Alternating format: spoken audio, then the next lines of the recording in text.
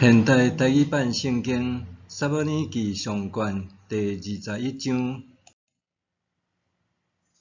大卫去拿别见祭司阿希米勒，行行出来见大卫，对伊讲：你若家己一人，无人甲你斗阵。大卫应讲：王予我一个任务，命令讲：这个任务毋通互人知。我已经派部下伫某一个所在等候我。当你有啥物通食，请你予我5个饼，也是别项食物。祭司应讲：我手内无普通的饼，只有分别做成的饼。你的部下无亲近妇女才通食。大卫讲：最近阮拢无亲近妇女。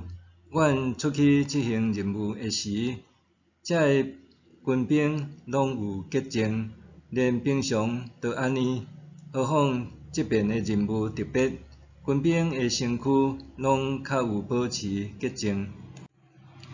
祭司就摕分别做成的饼予大卫，因为伫遐无别项饼，只有献祭的饼，是献新饼的时。对上主面前换落来。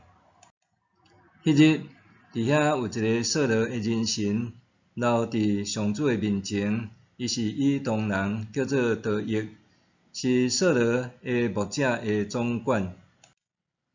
大卫问阿希米勒讲：你遮有枪也是刀无？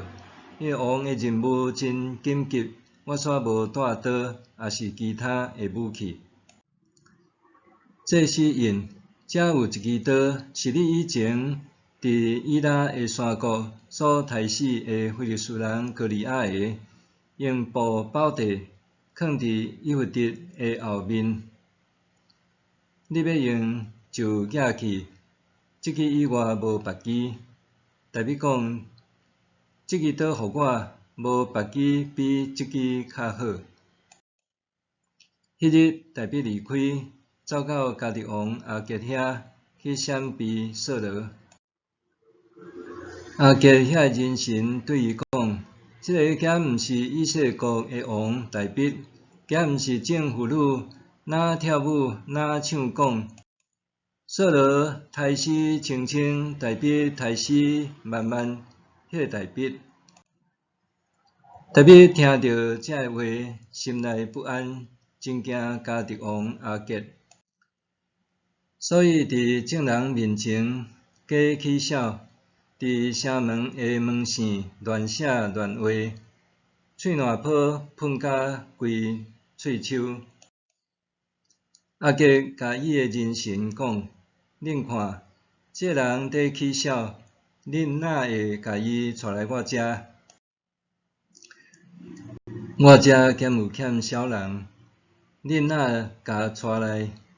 毋通互这个人入我的厝，